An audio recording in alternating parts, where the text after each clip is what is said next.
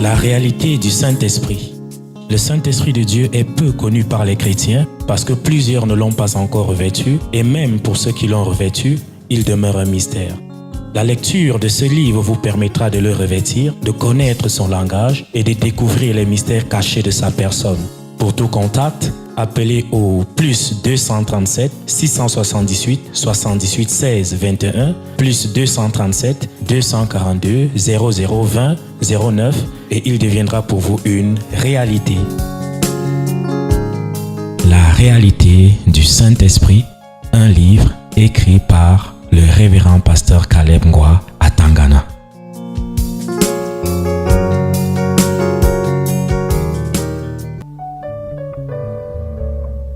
Merci Seigneur Jésus d'être tout pour nous. Merci Seigneur Jésus de combler nos vies. À toi toute la gloire éternellement. Amen. Prenez votre Bible dans le livre des Juges.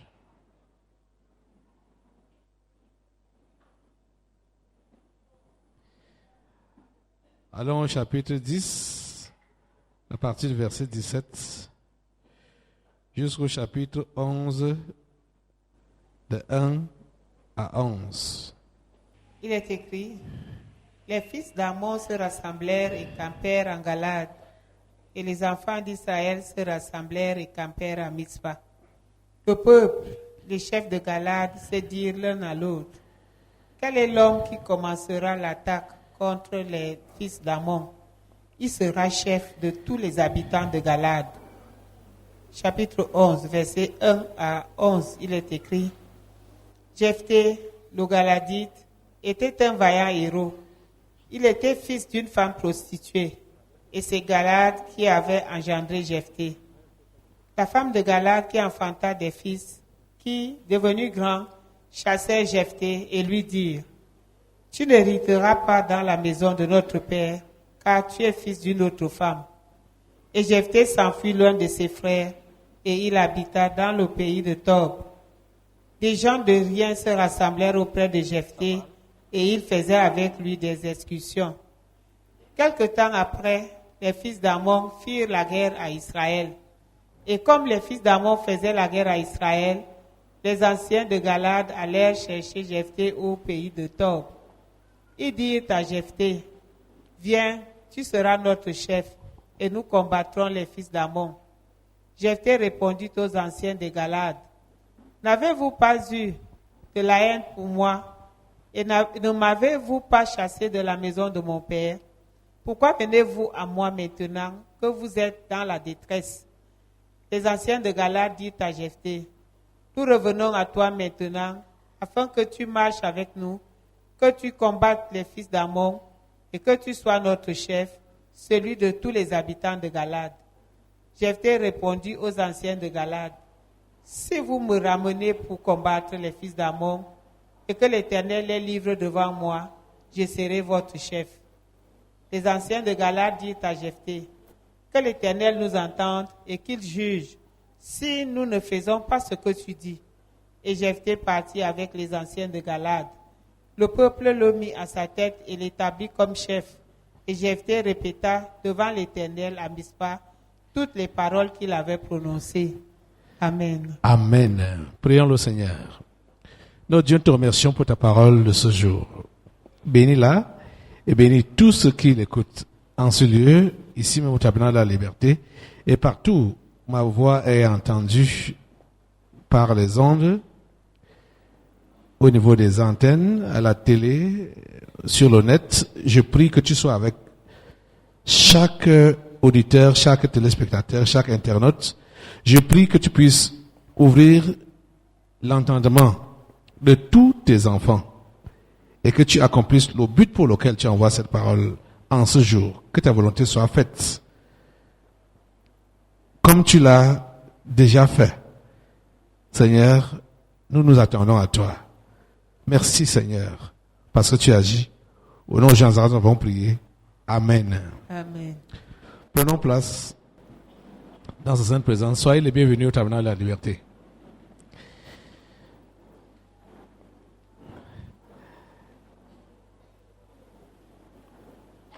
pendant la soirée, la journée culturelle des jeunes, et même le rapport de la communication, j'ai remarqué que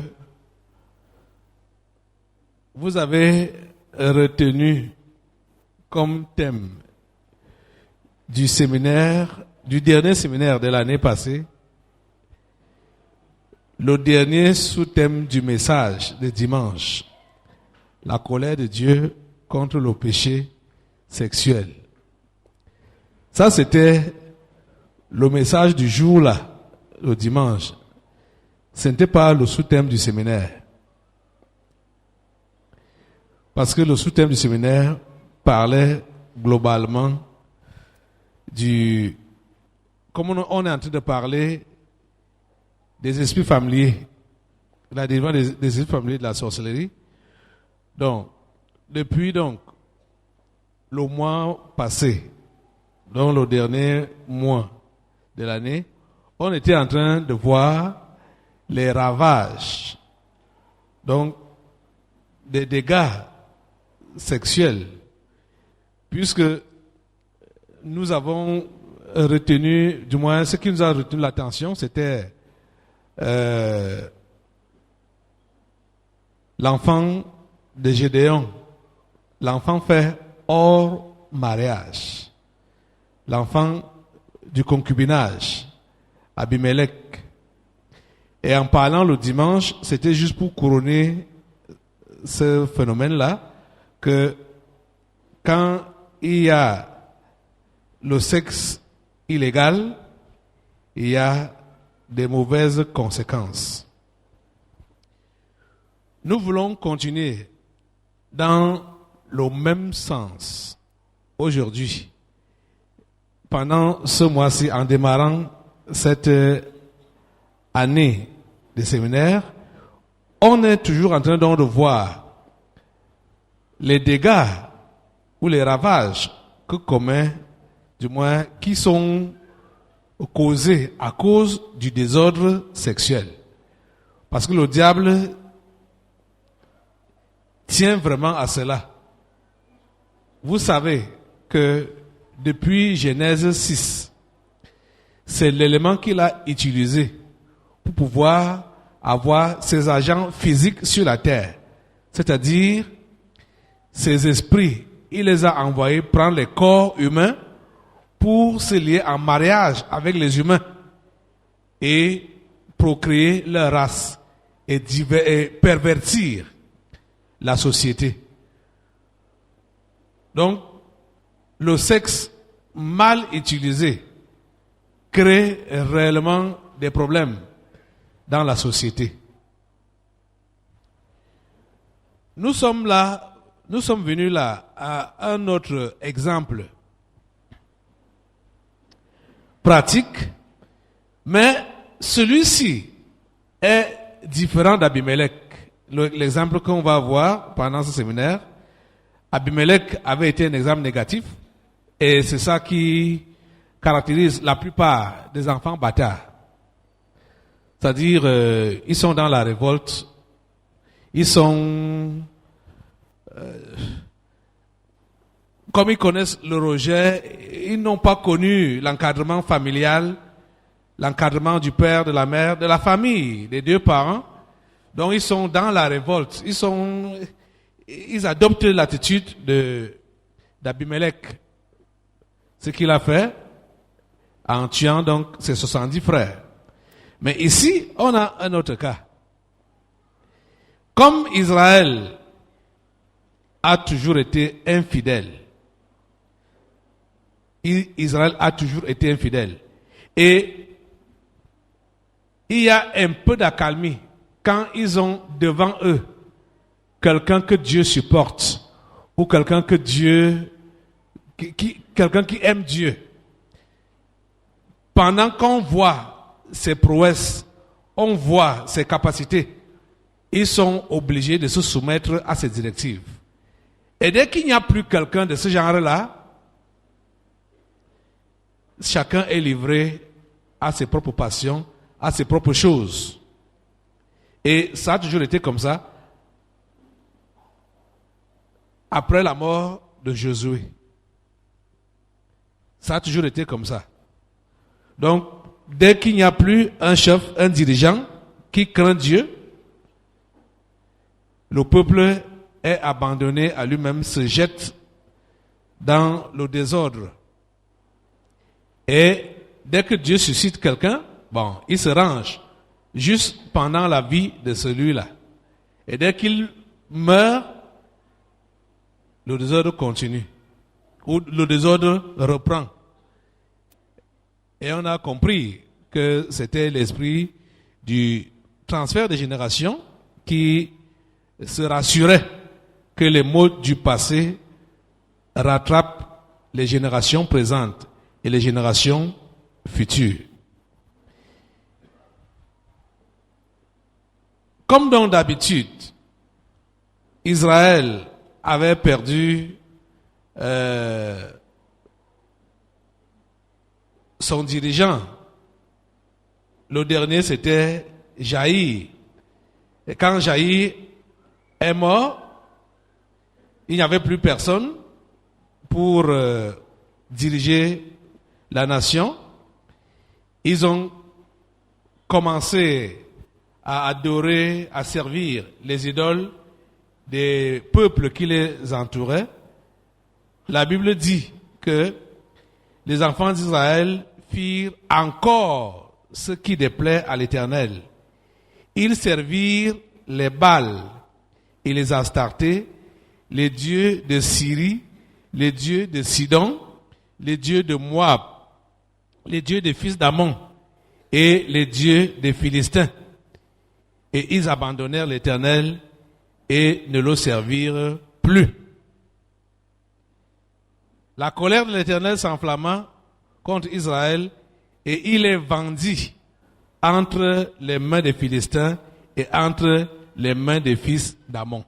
Et c'est ça que Dieu leur avait dit par Moïse quand il sortait de l'Égypte, que aussi longtemps que vous marcherez d'après ma parole, c'est vous qui avez la domination sur tous les pays qui vous entourent. Mais si vous vous écartez de mes voies, vous allez devenir leurs esclaves. Et chaque fois, c'était comme ça. Ils ne se souvenaient pas. Ils oubliaient. Et chaque fois, comme vous lisez ici, ils ont donc abandonné l'Éternel après la mort de Jaïr. Et voilà, les Philistins, les fils d'Ammon commencent à les maltraiter. On dit que ils opprimèrent et écrasèrent les enfants d'Israël cette année-là. Et pendant 18 ans, tous les enfants d'Israël qui étaient de l'autre côté du Jourdain dans le pays des Amoréens en Galade. Pendant combien d'années? 18 ans. Quand ils ont donc vu que c'était déjà très fort sur eux, c'est là qu'ils ont crié à Dieu pour la délivrance. Ils étaient devenus malheureux, opprimés pendant 18 ans. Ils étaient sous l'oppression. Ils ont donc crié à Dieu. Et je reviens donc au passage qu'on a lu. On dit donc que les fils d'Ammon se rassemblèrent et campèrent, comme ça dit, comme d'habitude. Comme ils avaient l'habitude de les maltraiter, de les malmener, ils ont encore campé en Galate. Et les enfants d'Israël se rassemblèrent et campèrent à Mispa. Donc, la bataille était déjà rangée. Ils voulaient déjà combattre. Mais combattre comment? Parce que c'est là que vous devez comprendre que on ne peut pas combattre en désordre. S'il n'y a pas un chef qui donne les instructions, des directives, l'armée va combattre comment? Va aller dans quelle direction? Ils se sont rangés, très bien. Devant eux, c'était les fils d'Ammon. Israël de l'autre côté. Ils vont combattre. Mais ils vont organiser le combat comment? Ils vont organiser la bataille comment? il n'y a personne qui sert de modèle. Il n'y a personne qui sert d'exemple. Parce que ce soit les juges ou les rois de l'époque, c'est eux-mêmes qui dirigeaient les combats, étant eux-mêmes dans le champ de bataille. Ce n'est pas des ordres qu'ils donnaient ou par des plans, et ils écrivent des plans pour dire que voilà, allez faire ceci, allez faire cela. Eux-mêmes étaient là, sur le champ de bataille. Ils ont donc campé comme ça, ils se retrouvent, il n'y a personne qui leur donne des directives. Verset 18, qu'on a lu, dit donc que le peuple, les chefs de Galade, se dirent l'un à l'autre, quel est l'homme qui commencera l'attaque contre les fils d'Ammon? Ah, vous voyez un peu ça? Comment ils se sont arrangés d'aller en guerre sans savoir qui va les diriger, qui va les conduire? Hein? Quel est l'homme qui commencera l'attaque contre les fils d'Ammon? Il sera chef. Il sera chef de tous les habitants de Galade. Vous voyez? Il fallait qu'il fasse quoi? Il commence l'attaque. Donc il donne le coup d'envoi. Parce que le chef est un symbole de courage, un symbole de témérité, un symbole d'engagement. Vous allez voir par exemple, même un mauvais chef, comme ça a été le cas d'Abimelech. Vous voyez, quand Dieu a décidé de le détruire avec les habitants de Sichem, pendant qu'il partait pour brûler la tour de Sichem, qu'est-ce que Abimelech a fait? Abimelech a coupé un arbre. Il a mis ça sur son épaule. Il a dit à sa suite, vous avez vu comme j'ai fait, faites comme moi. Vous voyez, non? C'est ça que le chef fait. Le chef montre l'exemple, le modèle à suivre. Vous avez vu comme j'ai fait, faites comme moi. Donc, si le chef a fait ça et nous encourage à le faire, nous pouvons le faire. On doit suivre le chef, on doit obéir au chef, on doit suivre son modèle. Et c'est ça qu'ils ont fait. Ils ont coupé dans les arbres, ils sont allés mettre le feu et ont calciné les gens de Sichem. Donc, ici, ils étaient donc en train de chercher un chef. Chapitre 11. Jephthé le Galadite était un vaillant héros. Il était fils d'une femme prostituée. Et c'est Galate qui avait engendré Jephthé. Voilà notre verset, hein? Le verset 1 là. C'est là que nous allons nous appuyer pendant ce séminaire pour parler de la délivrance des esprits de la sorcellerie. Voilà encore un autre cas. Le cas de Jephthé, cet enfant, Jephthé, il n'était pas né dans un foyer légal, légitime. La même manière que Abimelech. Ce qu'on dit souvent que la vie c'est un choix. C'est vrai, hein? La vie, c'est chacun qui fait son choix. On n'est pas obligé de faire les mauvais choix. On n'est pas du tout obligé de faire les mauvais choix. Les gens qui s'engagent dans les mauvais choix, ils ont voulu les faire. Mais ils n'étaient pas obligés de le faire. Parce que vous pouvez être dans la même situation. Quand je dis même vous pouvez être, il y a des gens qui sont dans les mêmes situations. Mais vous allez voir que chacun choisit différemment de l'autre. Vous êtes en train de comprendre ça? Donc, ce que vous êtes appelé à faire, c'est le bon choix. Le mois passé, on a vu le choix d'Abimelech.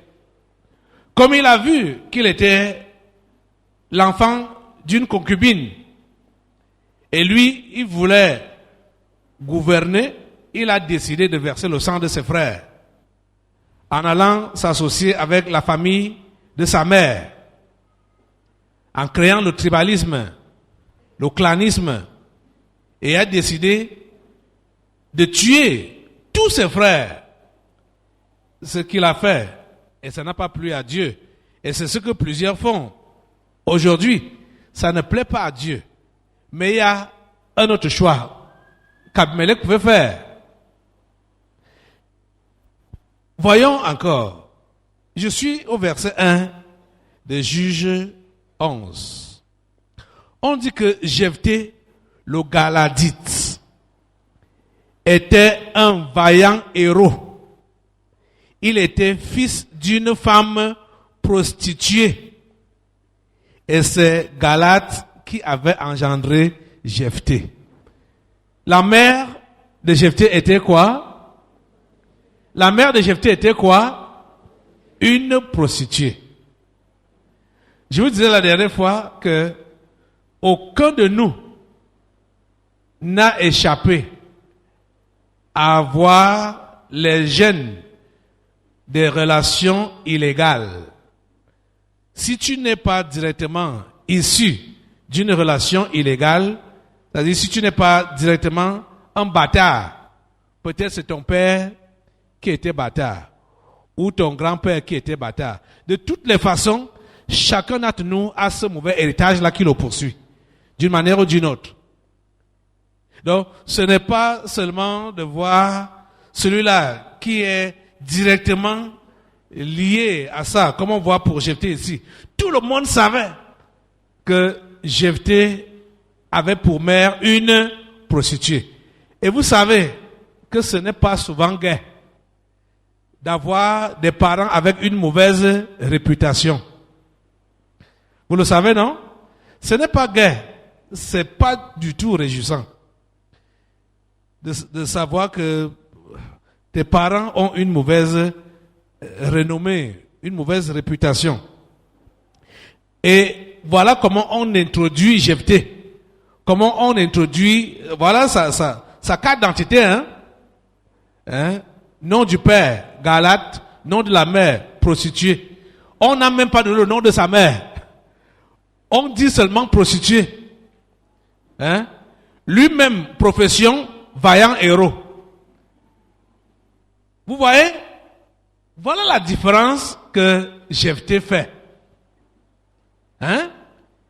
Son père est Galad, sa maman prostituée, et lui-même, vaillant héros.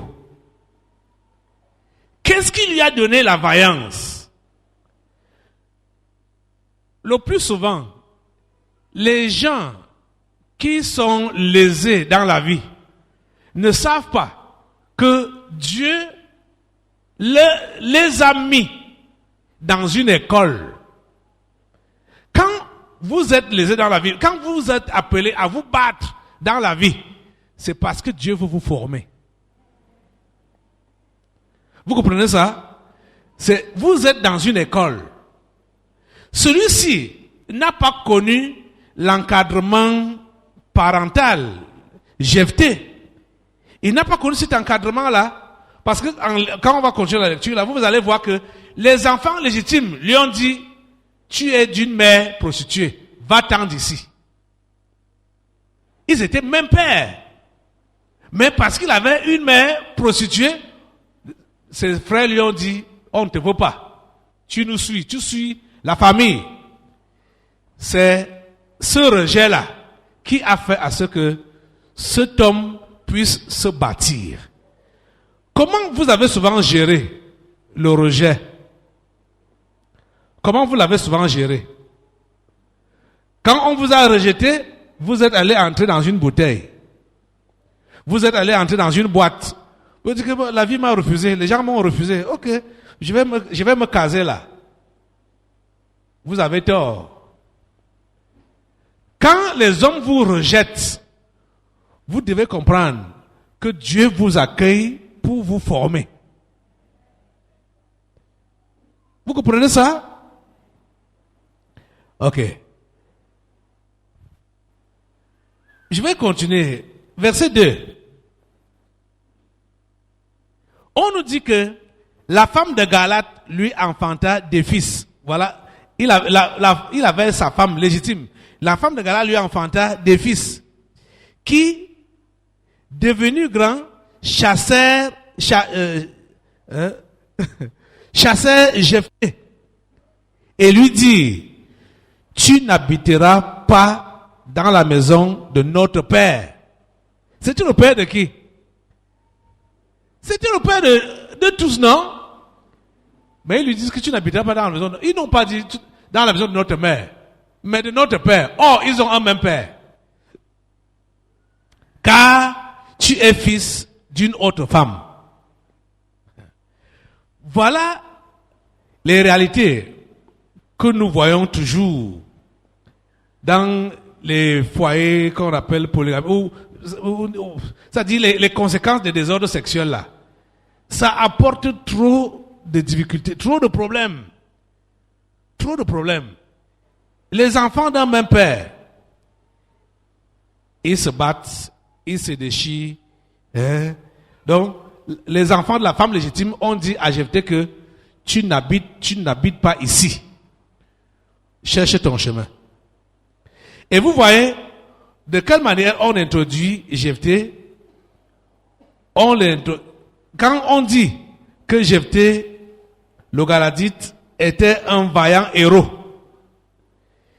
il est devenu héros, comme je l'ai déjà introduit, parce que il a été chassé tôt et s'est battu seul pour s'imposer dans la vie.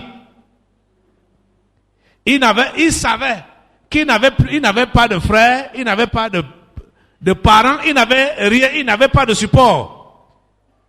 Et vous allez même continuer à lire, vous allez comprendre que les gens qui l'ont même supporté étaient aussi des gens comme lui, des gens de rien, des gens qui n'avaient pas une bonne histoire, quoi, des vauriens. Mais c'est eux qui l'ont suivi et ils ont commencé à faire des excursions. Ce que vous entendez parler d'excursions, parce qu'à l'époque c'était comme, même ici en Afrique, ça vivait comme, ça se vivait comme ça, c'est-à-dire les différents chefs traditionnels là, les grands chefs là, avaient souvent des armées où ils partaient faire des excursions dans d'autres villages pour étendre leur domination. Vous voyez? Donc ils pouvaient arriver dans un village, ils chassent ceux qui sont là, ils font la guerre, ils chassent ceux qui sont là et ils possèdent ce territoire. Donc comme ça, ils agrandissent son territoire. C'est comme ça que ça se faisait. Donc, Jephthé étant un bâtard, n'ayant pas d'héritage, il a fallu que lui-même, il se cherche pour s'imposer dans la société. Vous êtes en train de comprendre? Mais il était qui? Il était l'enfant de qui? L'enfant d'une prostituée. On ne connaît pas le nom de sa mère. Jusqu'à présent, on ne connaîtra même jamais le nom de sa mère. C'était seulement l'enfant d'une prostituée. Voilà ce qu'on nous dit. Et ses frères l'ont chassé. Et on nous dit que, et verset 3, et Jephthé s'enfuit loin de ses frères, et il habita dans le pays de Tob. Des gens de rien, notez bien ça, des gens de rien se rassemblèrent auprès de Jephthé, et ils faisaient avec lui des inscriptions. Les gens de quoi? Les gens de rien. Quand je lis la Bible, je suis très impressionné. Et de voir des gens comme Jephthé comme ça, ou comme David. Vous savez, même David, quand David a été chassé, ou quand il était pourchassé par Saül, ce sont des gens de rien qui l'ont suivi. Des gens qui avaient des problèmes qui l'ont suivi.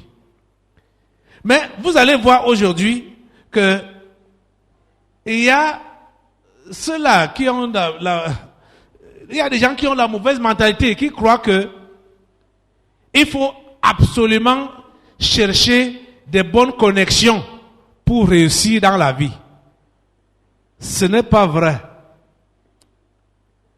que tu dois chercher des bonnes connexions pour réussir dans la vie. Ce n'est pas du tout vrai. Parce que la connexion que tu crois être bonne là, tu ne sais pas comment elle a fait pour être ce qu'elle est là.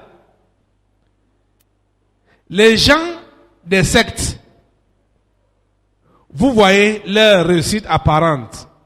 Ils ne peuvent pas vous aider si vous n'adhérez pas dans leur secte. Vous comprenez ça? Jamais.